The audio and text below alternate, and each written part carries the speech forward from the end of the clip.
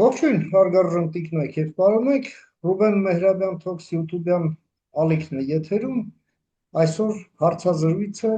եւ իմ այսօրվա հյուրն է Հայաստանի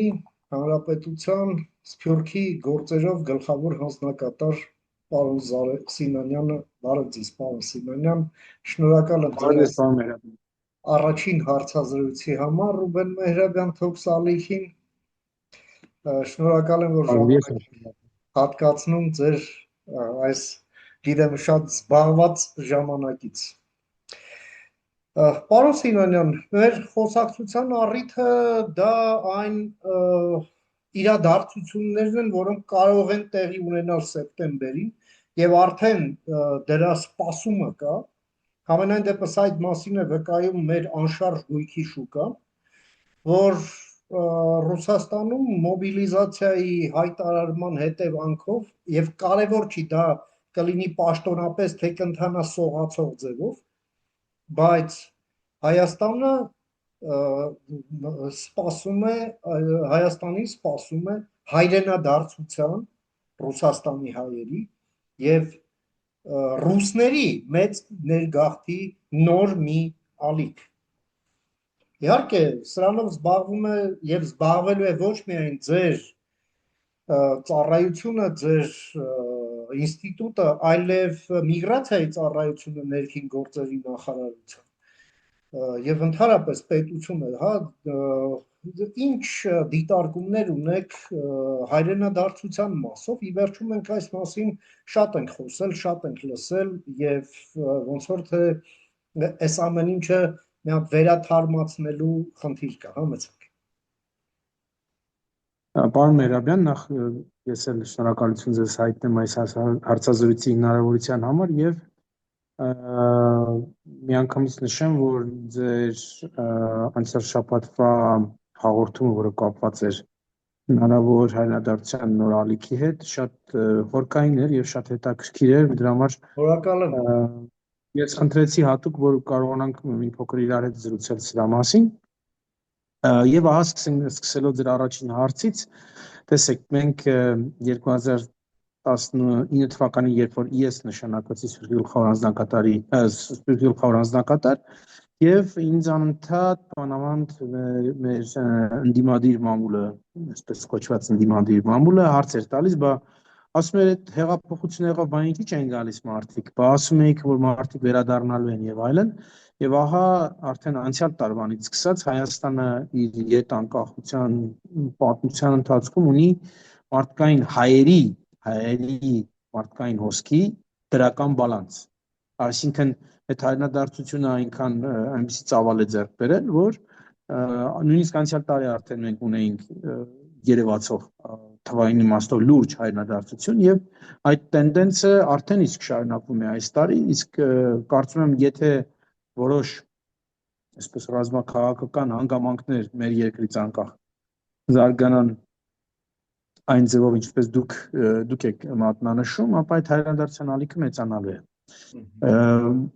Մենք 2023 թվականին, այսինքն Հայաստանի կառավարությունը եւ Սփյուռքի գլխավոր անձնակատարի գրասենյակը այս ամենը ակնկալելով եւ այս ամենին պատրաստ լինելու համար դեռ 23 թվականին հիմնադրեց հայրենադարձության եւ ինտեգրման կենտրոն։ Սփյուռքի գլխավոր անձնակատարին առընթեր, որի բացումը արեց հենց վարչապետ Նիկոլ Փաշինյանը, որը ունի մեծ թվով գործընկերներ, որովհետեւ զուտ ինտեգրման կենտրոնը ինքը չի կարող սպասարկել բոլոր այն կարիքները, որոնք ունեն մեր հայրենադարձները, եւ դրա մեջ մեր գործընկերներն են եւ պետական տարբեր մարմիններ, գերատեսչություններ, որոնցից մի քանիսի անունը դուք տվեցիք, ինչպես նաեւ հասարակական կազմակերպություններ, NGO-ներ, որոնք զբաղվում են եւս հայրենադարձների խնդիրներ լուծելով։ Հիմա մենք այդ ամենը արեցինք իմանալով, որ դեռ ծավալը այն չէ, ինչ որ ցանկալի է մեզ համար, բայց ակնկալիքով, որ ապագայում այդ ծավալները մեծանալու են։ Հետևաբար, այսպես հիմքերը մենք դեռ շուտ ենք դրել, որպեսզի կարողանանք այդ ալիքը ընդունել եւ որպեսզի մենք չունենանք հանկարծ սիրիահայության դառը փորձը, որովհետեւ այն չկրկնվի, այսինքն չունենանք, չգիտեմ, 25,000 ներգաղթյալ հայրենադարձ, որոնցից ընդամենը 7-8,000-ն են մնացել Հայաստանում։ Մենք նման շռայլություն մեզ չենք կարող թույլատրել, մենք պարտավոր ենք բոլոր ջանքերը գործադրել, որովհետեւ բոլոր հայերին պահենք Հայաստանում։ Լինեն դրանք այստեղի հայերը, թե այն հայերը, որոնք գալիս են Հայաստան կամ ուզում են գալ Հայաստան։ Երևի այսքանով սահմանափակ եմ պատասխանս։ Այո, շատ կարևոր է այս ամենը, պարոն Սիմոնյան։ Հիմա հերթը հասել է քննարկման այն հարցի, իսկ թողունակությունը մեր ինստիտուցիոնալ, հա, եթե կարելի է այդ պարամետրն այդպես կոչել, թույլ կտա մեզ, ասենք, մեծ ալիք, որը միանգամից է գալու, հանկարծակի է գալու, ասենք կարող է հիպոթետիկ այսօր երեկոյան ինչ որ որոշում ընդունել կամ ինչ որ իրավիճակ ստեղծվել եւ մենք վաղը առավոտը միանգամից բախվենք, ասենք, մեծ ալիքի։ Մեր թողունակությունը որքանով է թույլ տալիս, համեցեք։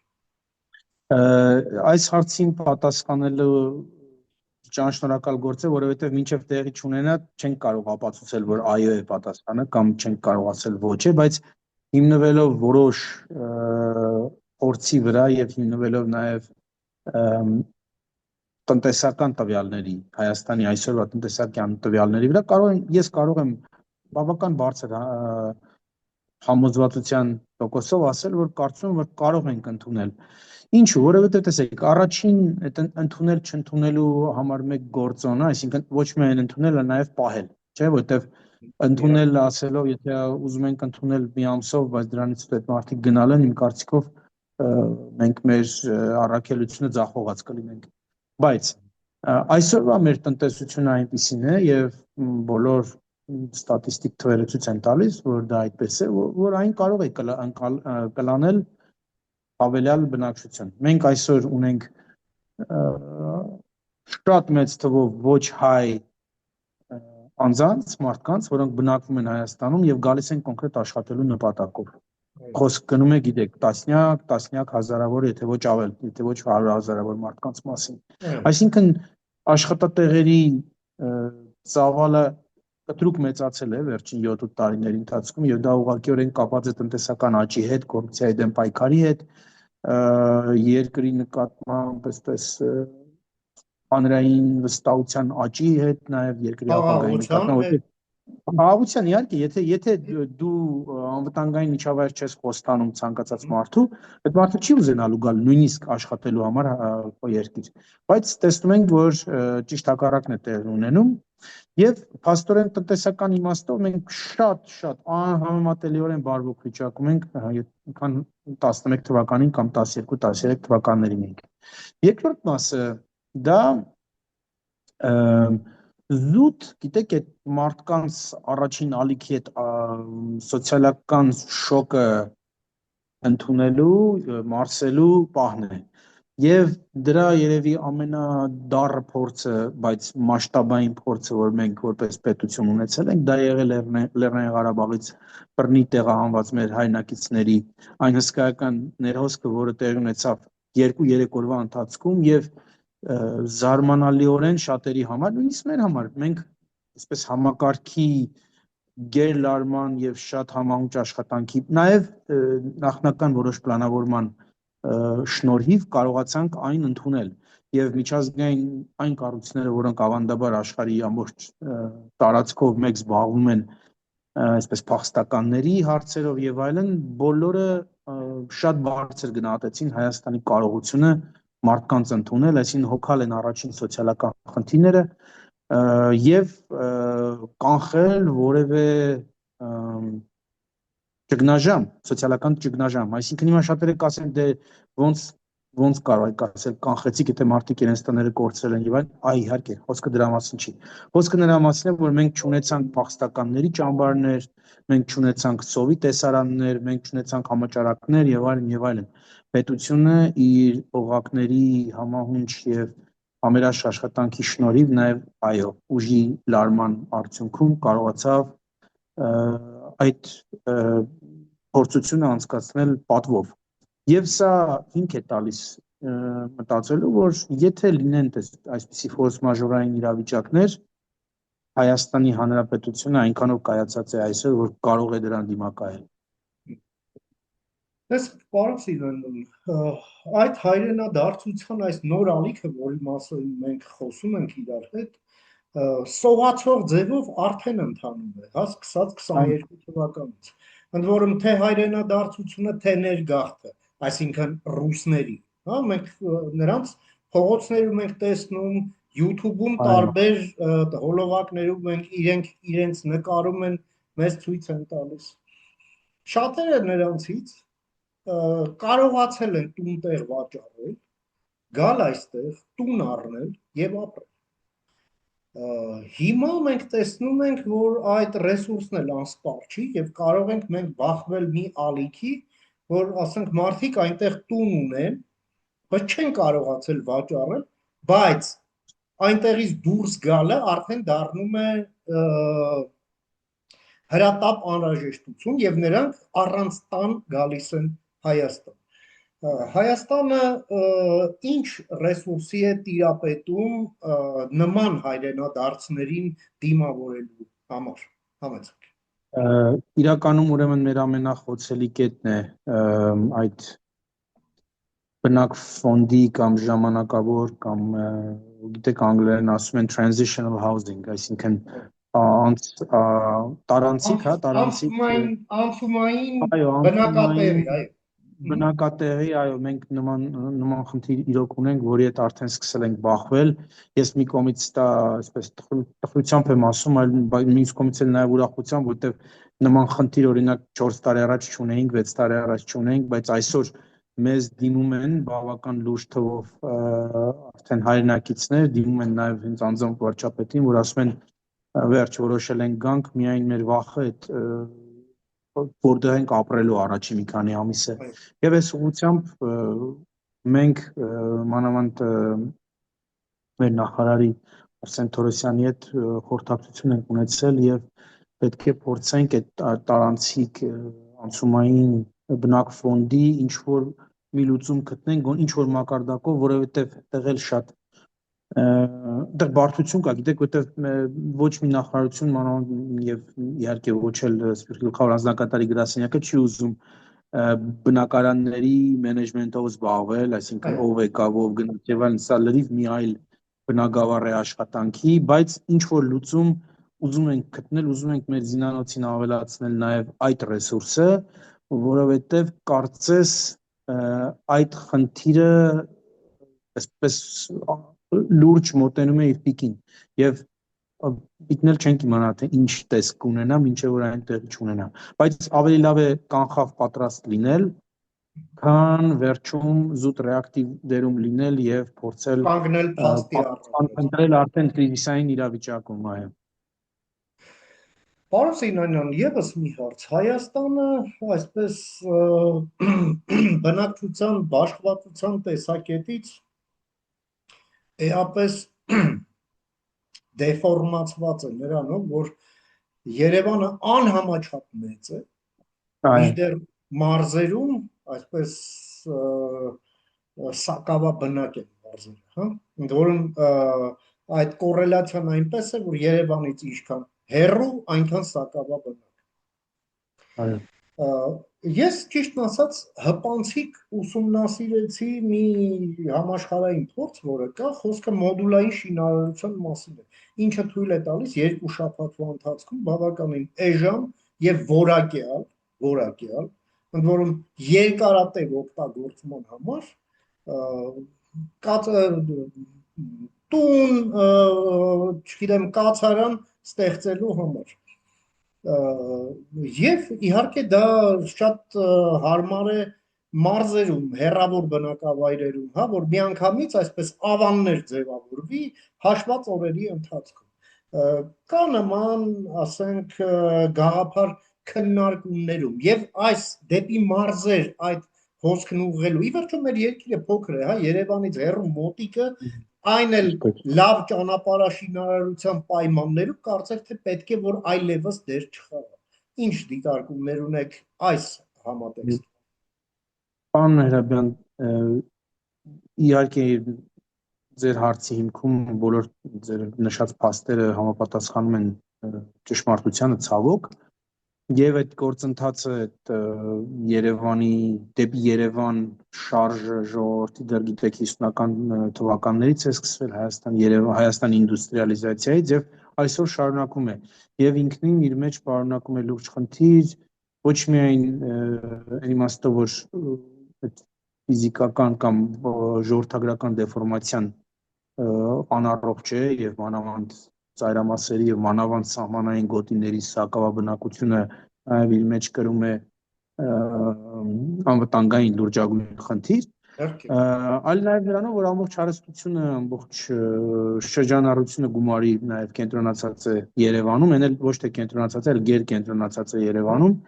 որը ստեղծում է այսպես ցիկլային խնդրեմ որովհետեւ տեսեք մենք այդ մոդուլային տների հարցը ասենք չէ եթե պետությունը ընդունում որ այո սա լուծում է արագ էժան կարող ենք մարզերում կամ մարզերի ամենահեռավոր մասերում ստեղծել բնակավայրեր կամ թարմացնել բնակֆոնդը դա չի լուծում օրինակ աշխատատեղերի խնդիրը դա չի լուծում ներդրումների խնդիրը որտեղ այդ աշխատատեղերը ստեղծվում են ներդրումները գոնե մինչև վերջերս անընդհատ գալիս էին Հայաստան իհարկե կառավարությունը խորապես գիտակցում է այս խնդիրը խորապես գիտակցում է խնդրի վտանգը եւ այս ուղղությամբ կոնկրետ քայլերի է դիմել օրինակ տեսեք մենք ունենք տարբեր հարկային ռեժիմ կախված նրանից թե որտեղ ես դու ներդրումը տանում եթե Երևանում ես անում այդ մի եթե դու սահմանային գոտում ես անում այնտեղ լրիվ այլ ռեժիմ է աշխատում որը շատ ավելի նպաստավոր է ներդրողի համար եւ այսպես շարունակ կամ օրինակ հենց գիտեք այդ հարկերի հաշվին հիպոթեկի մարման այդ ծրագիրը որը այդքան տնտեսական նաև խթանիչ դեր խաղաց Երևանի տարածքում գիտեք որ հունվարից արդեն Հայաստան Երևանում չի աշխատում միայն մարզերում է այսինքն այդ ձևով էլ այդ ֆինանսական գործիքով նաև կառավարությունը խթանում է ներդրումներ դեպի մարզեր ես շատ ուրախ եմ որ նաև իհարկե բնությունն էր դա պահանջում որ օրինակ ամենամեծ Հայաստանի պատմության ամենամեծ ներդրումը NVIDIA Firebird պրոյեկտը Երևանի շատ հեռու է, հրազդանում է։ Եվ այս տենդենսը ես կարծում եմ մենք պետք է սկզբունքայնորեն եւ հետեւողականորեն շարունակենք, որպեսզի ներդրումները բոլորը մղվեն դեպի մարզեր, մղվեն դեպի մարզերի ամենասահմանային մասերը, որովհետեւ այդ դեպքում արդեն մարդկանց այնտեղ տեղափոխվելը եւ ոչ թե հակառակը կդառնա ակտուալ։ Այդ ուղղությամբ նաեւ նշեմ, որ պետությունը հսկայական ենթակառուցվածքային ծրագրեր է իրագործել ոչ միայն ճանապարհների տեսքով, այլ ամենակարևորը կրթական մեր ենթակառուցվածքը թարմացնելու իմաստով, որովհետև գիտեք, եթե մարդիկ մեր հասարակությունում մարդիկ ամենաբարձր արժեքը իրենց երեխաներն են, որը շատ լավ է, եւ հետեւաբար եթե մարդիկ մտածում են որ իրենց երեխան լավ կրթություն, լավ որակի կրթություն չի ստանալու լավ միջավայրում, նրանք հակված չեն մնալու իրենց ծննդավայրերում օրինակ։ Հիմա մենք այդ խնդիրը լուծում ենք լավ միջավայր ստեղծելով, կրթական համակարգը բարելավելով, որպեսզի մարդիկ չուզենան հեռանալ եւ չուզենան Երևան գալ։ Եվ այսպես շարունակաբար։ Իսկ կարծում եմ դրա հետ հավասարապես նաեւ կզարգանա բնակֆոնդը, կթարմացվի եւ արդեն ակտուալ կլինի տարբեր տեսակի շինարարությունը նաեւ մոդուլային տների տեսքով, որպեսզի եկողներն էլ նախընտրեն ոչ թե Երևանը կամ Երևանի կենտրոնը, այլ Հայաստանի մարզերը։ Եվ պարոն Սիրանյան, եւս մի հարց, որին մենք ժամանակին առնչվեցինք եւ ճիշտն ասած պետք է խոստովանենք, որ շատ վատ ընդունեցինք Բաքվից եկած փախստականների, նրանցից շատ քիչ մասը մնաց Հայաստանում եւ նրանք առանձնանում էին հայրենադարձության մնացած ալիքներից նրանով, որ հայերենի չէին տիրապետում։ Տարբեր պատճառներից ելնելով։ Նույնը մենք հավանաբար կունենանք նաև Ռուսաստանի պարագայում, որովհետև այնտեղ ուծացումը տեղի է ունենում շատ արագ։ Այդպիսինն է այդ երկրի քաղաքականությունը, նաև կան դրա համար որոշակի, այսպես ասենք, մշակութային եւ պատմական պատճառներ։ Մենք փաստորեն գործ ունենք մի իրավիճակի հետ, երբ արդեն Ռուսաստան գնացածի զավակները արդեն հայերենին վատ են տիրապետում, կամ գրեթե չեն տիրապետում, միայն հասկանում են կամ խոսել գիտեն, կարդալ չգիտեն։ Իսկ Հայաստանում այդ ադապտացիայի եւ աբսորբցիայի process-ը, որը դուք նաև հայրենադարձության մասով եք կազմակերպում, պարոն Սիմոնյան, առանց լեզվական իմացության եւ լեզվական ադապտացիայի հնարավոր չի։ Լեզվի ուսուցման համար ինչ ենթակառուցվածք է անհրաժեշտ մեր պետությանը եւ այդ անհրաժեշտությունից որ մասը կա, որ մասը պետք է ավելացնել, համեցեք։ Շատ կարևոր հարց բարձրացրեցիք եւ շատ ցավալի փորձի մասին խոսեցիք։ Ես ականատես չեմ եղել Բաքվի մեր հայրենակիցների հետ ներգաղթին, բայց երբ առաջին անգամ այցելել եմ Հայաստան, դրանից հետո արդեն 93 թվականին Հայաստանում կարծես այլևս Բաքվի հայ կամ Դաշտավայրային Ղարաբաղի հետ մեր հայրենակիցներից Ադրբեջանից տեղահանված մեր հայրենակիցներ համարյա չկային, ցավոք։ Եվ դա այո, մեզ այդ վատ փորձերից դիլի, որի վրա մենք պետք է սովորենք եւ նման բան երբևէ չթույլատրենք։ Տեսեք, այս պահին մենք այս ամենը լուծում ենք, օրինակ մեր ինտեգրման կենտրոնում առաջարկում ենք հայերեն լեզվի դասընթացներ բոլոր մեր հայրենակիցների համար։ Հիմա էլ սկսելու ենք աշխատել նաեւ լեզվի ինստիտուտի հետ, որպեսզի նրանց ռեսուրսը եւս ներգրավենք այս process-ի մեջ։ Բայց այն ծավալները, որի մասին դուք եք խոսում, իհարկե այլ մոտեցում են պահանջելու, օրինակ կա շատ դրական փորձ եւ կա դրական աշխատող մի փորձ, դա Միացյալ Նահանգների մի երկիր, որ էմիգրանտների երկիր է, որտեղ մարդիկ համարյա բոլորը բացի բնիկ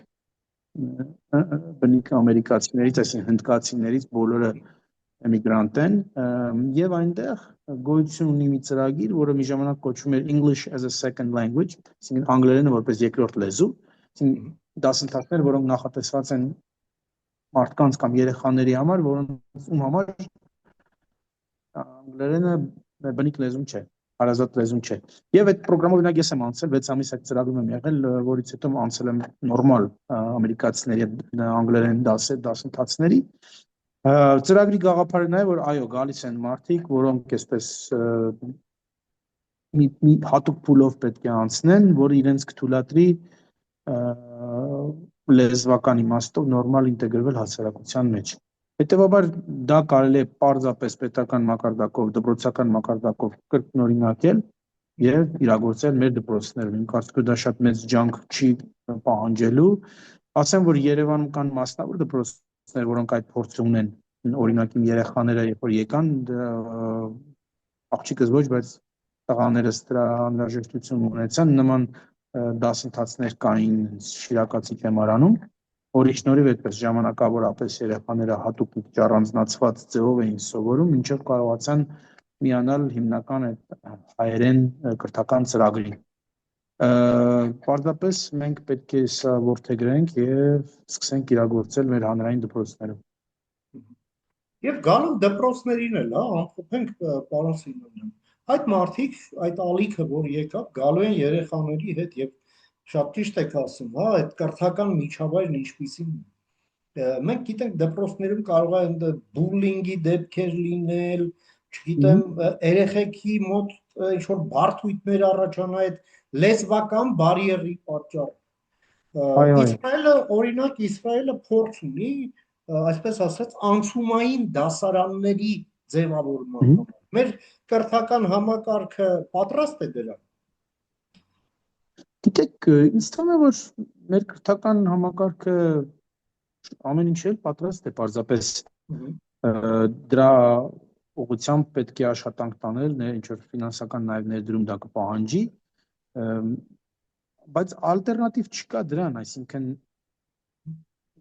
առանց դրա չի ստացվելու գործը, այսպես ասենք։ Եվ մի բան էլ ասեմ, որ նման խնդիրները պետք է շատ արագ լուծել, պարզապես կրկնօրինակելով հաջողված փորձը, այլ երկրների հաջողված փորձը։ Պետք չի դնել 2-3 տարի նոր ծրագիր մշակել, որտեղ նախ դրա ժամանակը չի լինելու, երկրորդը ինչու։